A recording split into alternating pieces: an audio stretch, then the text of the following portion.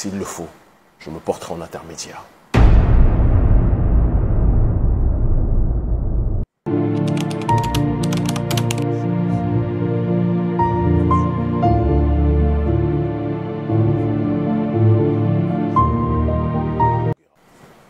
Que la paix, si possible, soit sur vous. En direct de Cotonou, Bénin, terre de Béhanzin, terre de Bioguera, terre des Agodjé, terre de dignité, et terre qui redeviendra tôt ou tard une boussole pour l'Afrique, mais aussi pour le peuple noir dans sa globalité. Un honneur et un bonheur de vous retrouver en cette période des plus mouvementées. Vous savez tous que j'aime naviguer dans les eaux agitées. Il y a un mois, j'étais intervenu. À mon retour de tournée, je m'étais exprimé devant la statue des Agodjé. Une des rares choses que le président Talon a fait de bien. Il en a fait quelques-unes de bien, soyons objectifs. Mais malheureusement, ce qu'il a fait de mal sur la balance est largement vainqueur.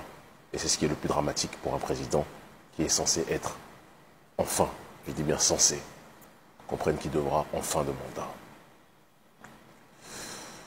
J'ai préféré, après mon retour, me focaliser sur le travail de fond, les rencontres avec toutes les forces vives de la nation, à travers mon organisation, Urgence panafricaniste, organisation de résistance au néocolonialisme, de lutte contre l'impérialisme, la malgouvernance, et qui lutte plus que jamais pour la justice sociale.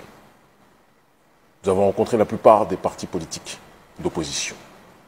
Le bilan a été, on le dira, contrasté.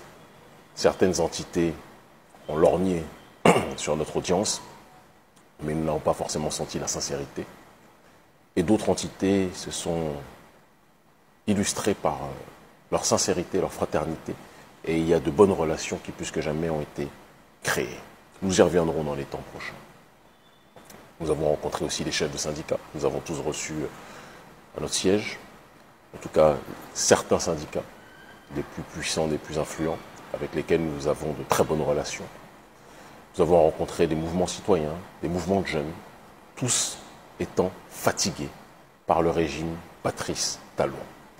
Je voulais tourner initialement à la place des Martyrs. Mais je me suis rappelé que la place des Martyrs, ce n'était pas une petite place, c'était le pays globalement dans lequel nous vivions, dans lequel nous vivons, qui est le Bénin, sous Patrice Talon. Un Patrice Talon, président, qui martyrise plus que jamais sa population. Mon allocution aujourd'hui va porter sur une thématique précise, qui est la crise diplomatique qui se déroule entre le Bénin et le Niger.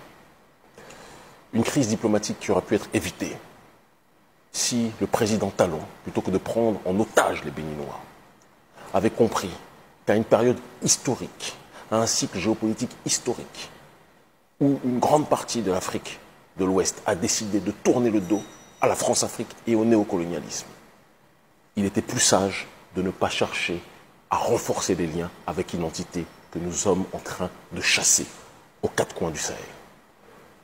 Mais le président Patrice Talon n'aime en faire qu'à sa tête. Parce que le président Patrice Talon ne pense pas en fonction des intérêts de la population. Le président Patrice Talon pense en fonction de comment il peut améliorer ses affaires en tant que businessman, puisque pour lui, le Bénin est une plantation dont il est le patron et il cherche à en tirer profit à travers diverses interactions avec d'autres négriers, d'autres esclavagistes contemporains, comme les gens de l'Élysée. On a tous entendu les généraux français, le Cointre, je crois, si je ne m'abuse, peu importe son nom, qui s'est exprimé en disant que, d'une façon ou d'une autre, ils chercheront à recoloniser les parties, les pays qu'ils ont perdus récemment. Et il y a un adage qui dit « l'ami de mon ennemi est potentiellement mon ennemi ». C'est quelque chose qui est du domaine de la logique. Lorsque l'Ukraine a accepté d'accueillir les bases de l'OTAN, alors que l'accord qui était prévu initialement était que l'OTAN ne devait pas se rapprocher de la Russie. Le président Vladimir Poutine a estimé que c'était une défiance, une déclaration de guerre, que l'Ukraine devienne un réceptacle pour l'OTAN, pour que l'OTAN puisse braquer ses canons, ses chars, ses armes contre la Russie. La suite, on la connaît. Une chose est certaine, ce n'est pas ce que nous souhaitons entre le Bénin et le Niger. Il n'est un secret pour personne que je suis un Béninois patriote qui défend mon peuple, mais qui défend aussi le peuple noir dans sa globalité et qui défend l'unité des diverses formes d'africanité. Je n'aurai pas l'attitude incendiaire du président Talon, qui est une attitude lâche, fort avec les faibles, mais faible avec les forts. Mais parfois, l'erreur que fait le président Talon, c'est de confondre certaines entités qu'il considère faibles alors qu'elles sont fortes.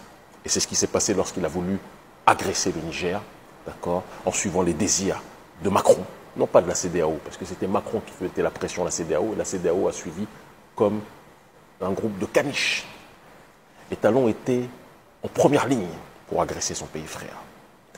Et lorsque son pays frère a tenu, qu'est-ce qui s'est passé? Patrice Talon s'est rendu compte qu'il avait parlé trop vite, qu'il avait jugé le pays voisin trop rapidement, il l'avait vu avec mépris, et c'était une erreur qu'on ne pouvait pas commettre à ce stade. Il a rétropédalé sans jamais s'excuser réellement. Il a rétropédalé sans jamais être dans une démarche d'apaiser sincèrement. En disant, il y a le temps de la guerre, il y a le temps du dialogue. Ce n'est pas comme ça que les choses fonctionnent, M. Talon. Le Niger a expulsé l'armée française. Vous accueillez des instructeurs français. Moi, je ne parle pas, et je le dis très clairement, de base militaire française. Je parle de ce que les militaires français eux-mêmes, sur leur propre radio coloniale, ont reconnu avant d'essayer de trouver des superfuges pour reculer, en disant qu'il y a des instructeurs français. Ils ont dit qu'il n'y a pas de base militaire permanente, il n'y a pas de groupement militaire permanent, ce qui signifie qu'il y a des groupes militaires et une collaboration militaire qui s'appuie sur différentes séquences, d'accord, simultanées. Et cette collaboration est connue de tous et de toutes. Et lorsque l'on met en relation, souvenez-vous de l'opération Persil, d'accord, lorsque la France-Afrique a voulu, à travers des zones voisines, déstabiliser la Guinée, de Sékou Touré. Souvenez-vous, lorsque les autorités françaises, récemment, ont dit que les pays qu'ils ont perdus, ils vont tout faire pour les réoccuper, pour les déstabiliser, tout faire pour agir de telle sorte que ceux qui ont eu l'outrecuidance, selon eux, de les faire reculer, seront des régimes qui vont chuter. Lorsque l'on met cela dans le contexte, et qu'on apprend que Talon renforce des liens de manière maladive, excusez-moi, avec ceux qui ont été chassés par le Niger, lorsqu'on leur rajoute à cela que le chef de l'Africom, l'Africom c'est le haut commandement, d'accord, américain, militaire américain sur le continent africain, l'Africom qui est, avec l'armée française, l'entité co-responsable de l'assassinat de Kadhafi et de la déstabilisation de la Libye. Patrice Talon, dans son analphabétisme géopolitique, invite donc les deux entités qui ont contribué à détruire le Sahel et à assassiner le frère, le guide, Mouammar al-Kadhafi. Et donc Patrice Talon appelle les meurtriers pour que ceux-ci l'aident à soi-disant pacifier ce qu'eux-mêmes ont créé. Et il pense que les autres pays autour de lui partagent sa débilité politique. Je dis bien sa débilité politique, ce n'est pas une insulte, c'est un constat. Et il faut que quelqu'un vous le dise. C'est une erreur fondamentale, monumentale d'agir comme ça. Et si votre entourage n'a pas le courage de le dire, on doit vous le dire, Président Talon.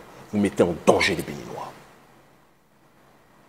Mais dire cela ne signifie pas que nous pensons et que nous souhaitons que les tensions puissent être maintenues entre les deux nations. Il y a un proverbe africain qui dit « Quand les éléphants se battent, c'est l'herbe qu'ils foulent qui souffre. » Notre peuple souffre au Bénin, au Niger. Et donc je le dis avec amour à mon grand frère, le général Tiani, que je respecte de manière infinie, et il le sait. Et j'aurai l'occasion de lui dire prochainement, lors de mon prochain déplacement, que les Béninois aiment le Niger, que les Béninois ont foi en une fraternité avec le Niger, mais que le général Tiani comprenne que cette situation est une situation qui va faire perdre beaucoup aux deux pays. Trouvons des solutions pour faire la paix. S'il le faut, je me porterai en intermédiaire. Parce que même si le président Talon est un adversaire politique, cette situation dans laquelle il nous a plongé par son agressivité et sa volonté de collaborer avec les pires ennemis du continent africain, la situation dans laquelle il nous a plongé va faire en sorte que les deux pays vont être en difficulté. nous tendons la main. Des Béninois, citoyens, patriotes, tendent la main pour demander au général Tiani de faire en sorte qu'on puisse rétablir le lien. Ceci est possible. Nous réussirons ensemble pour l'Afrique unie. Merci.